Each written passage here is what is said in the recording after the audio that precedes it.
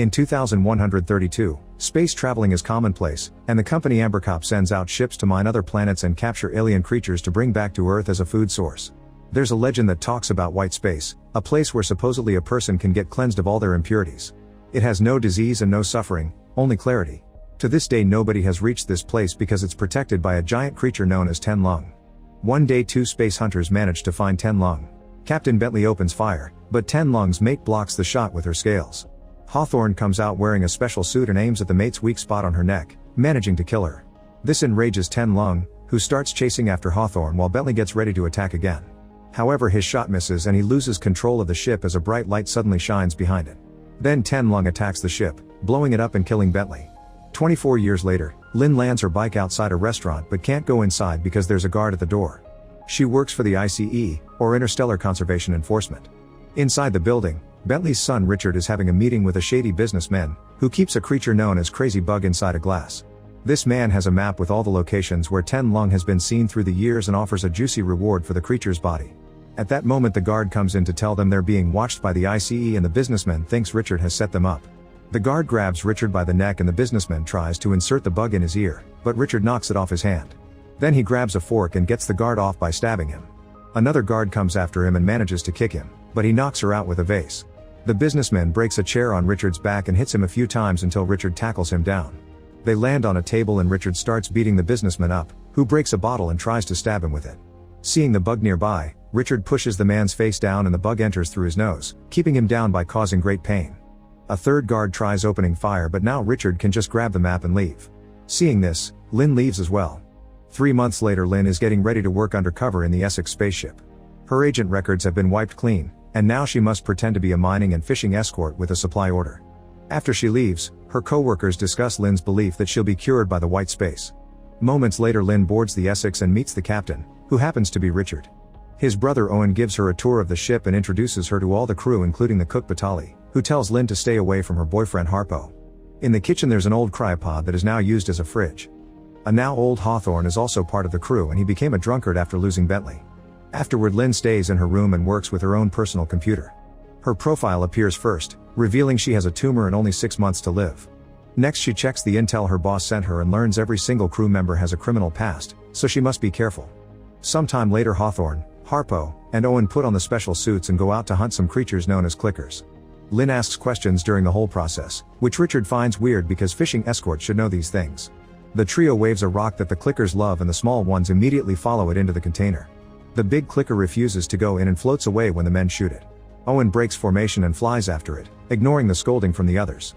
The big clicker enters an asteroid and Owen takes a different tunnel to meet it ahead, but at that moment a white light shines very brightly for a few seconds and knocks him out. Soon something very big appears on the radar, so Harpo and Hawthorne hurry to push the container into the ship. Richard shoots a harpoon that connects to the asteroid so when Owen wakes up he can hold onto it. As he moves around, he accidentally hits his head and he starts moving slowly. To his surprise Ten Lung appears nearby, so Owen shoots a tracker that gets stuck on the beast's scales. The whole crew watches the beast fly away before reeling Owen back into the ship. Meanwhile Ten Lung disappears into the bright light. Later during dinner Lynn shares the story of a ship that disappeared while tracking down Ten Lung, and she theorizes it found the white space. If there are black holes that can be entered, she thinks the white ones are the exit. The crew laughs because they think the white space is a fairy tale, so Lynn shares an alternate theory. Since the clickers are supposed to follow Ten Lung, following the tracker Owen through could double their fishing load. However, Richard says they've been fishing for months and it's time to go home. After dinner, it's revealed that Harpo is cheating on Batali with the pilot Ragsland. Once they're done Harpo goes to see Richard, saying he would like to go for the extra fishing Lynn mentioned because he needs the money.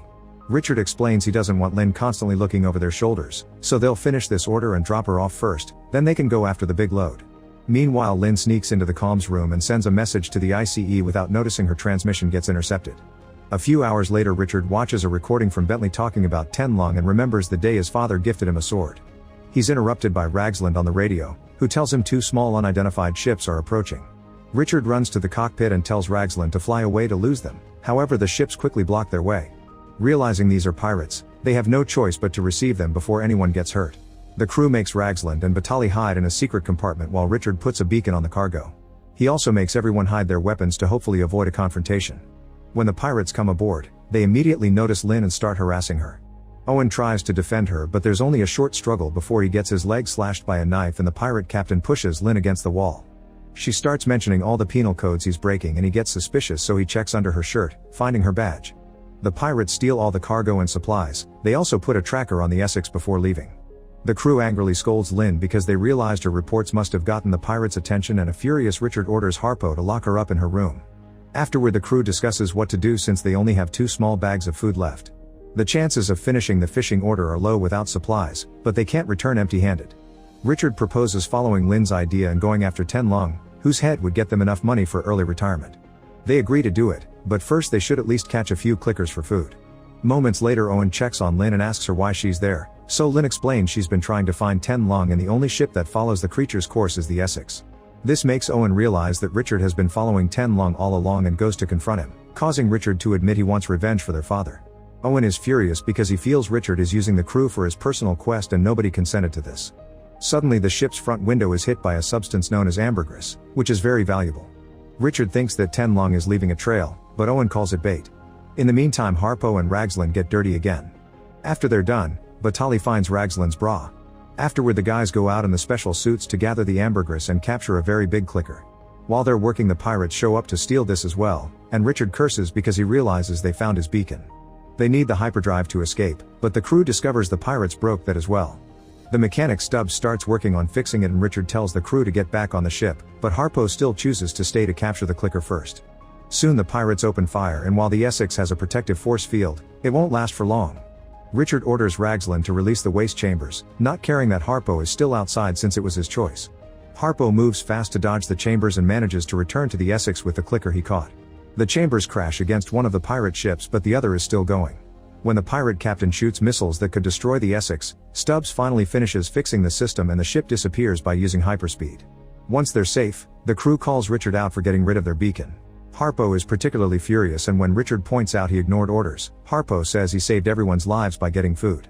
Richard responds by pushing him, and Hawthorne has to get between them to stop things from escalating. Meanwhile, Stubbs is cleaning the ambergris from the suits when he notices that the lock on the clicker crate is open. When he's about to close it, he notices tiny bugs running on his hand and biting him. Soon the creatures are sneaking under his clothes and he goes crazy trying to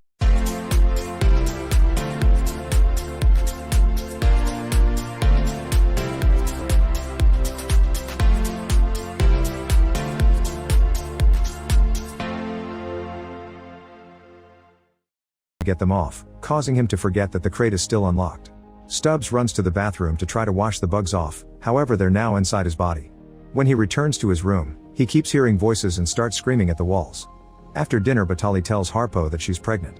Harpo freaks out because kids are expensive, so he decides to steal some of the ambergris and hides it in the fridge. Meanwhile, Richard checks on Lynn, who is against killing Ten Lung. However, she refuses to explain why, so Richard ignores her argument. After he leaves, Lynn messes with the lock until she manages to break it and finally escapes her room. In the shadows of the corridor, someone is breaking the oxygen reserves. Lynn tries to sneak around quietly, but she's found by Harpo, who grabs her from behind. She immediately starts fighting him and easily overpowers him, thanks to her agent training. At that moment, Stubbs sees all this and runs away screaming, distracting Lynn. This allows Harpo to knock her out with a tool. When she wakes up, she's locked up in the cargo bay and hears Harpo telling Richard that she was the one breaking the oxygen reserves. In the cockpit, Raglan is asleep and doesn't notice the signal that appears on the screen. By the time she wakes up, it's already gone. Batali brings some food to Lynn, who offers her a way to escape safely, but Batali isn't interested. After Batali leaves, Lynn hears the clicker screeching in its crate at the same time that Raglan and Richard hear a weird noise echoing around them. They check the scanner and discover dozens of destroyed ships around the Essex, probably the work of Ten Lung. In the vents, Stubbs crawls around while carving soap with a knife. Sometime later, Richard tells Hawthorne it was Harpo who tampered with the oxygen. Hawthorne points out sometimes people do crazy things if they're desperate, implying that Richard may have let the pirates rob them on purpose as part of his plan to catch Ten Lung. Richard ignores the implication and mentions Stubbs has to fix the oxygen, but nobody can find him. In the cargo bay, the clicker has escaped the crate and is trying to attack Lynn, who keeps throwing boxes to slow it down while yelling for help. Luckily, Richard hears her and opens the door, getting her out before attacking the clicker with a fire extinguisher. This does nothing and the clicker comes out to start chasing the duo down the corridor. Hitting it with the extinguisher is also ineffective, so Richard and Lynn run away and hide in the airlock. The clicker is fast enough to catch up to them and grabs Lynn's leg, but at that moment Richard releases a crate that lands on top of the clicker, crushing it to death. Afterward, Owen refuses to lock Lynn up again and Richard tells him she'll be his responsibility. An argument ensues and Owen accuses Richard of being as bad as their father, who abandoned the family to go looking for Ten Lung. A furious Richard pushes Owen against the wall and says his brother is nothing like their father, as if it was an insult. Owen decides to go to the comms room and sends out a message asking for help, which is intercepted by the pirates again. Meanwhile, Harpo and Raglan are doing the naughty again. He wants to go home and tries to get her on his side, but Raglan refuses to betray Richard. Minutes later, Richard sees the white hole and Ten Lung appears nearby, hitting the Essex with his mighty body. This makes everyone fall and leaves the force field at 50% strength. Then Owen puts on the suit and goes out to hunt Ten Lung, so Richard orders Hawthorne and Harpo to join him. Owen flies around while dodging the beast's attacks, hoping to guide it toward an asteroid belt. He shoots a rope at the nearest asteroid and uses the momentum to fly around it in a circle, which sends him right to Ten Lung's back.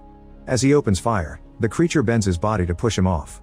Hawthorne flies closer to try to get Owen back in formation, but Owen ignores him and Hawthorne is struck by the creature. Soon Owen opens fire again, only for Ten Lung to strike him as well, sending him into a tailspin. Owen ends up crashing against an asteroid and a severe hit to the head leaves him heavily bleeding. He apologizes to Richard for failing, but an uncaring Richard just keeps yelling at his men to move so he can shoot his harpoon. At that moment, Lynn turns off his aiming system and Richard responds by knocking her out with a punch. Outside, Ten Lung grabs Owen and crushes him into pieces, then Ten Lung activates the bright light to disappear. Moments later, Harpo talks to Raglan in secret, saying that Richard has gone too far and pointing out that the oxygen levels are low. Raglan starts considering mutiny as their only answer. When Lynn wakes up, Richard explains they've reached the spot where Bentley died. He had hoped he would feel closer to his father, but instead he lost his brother.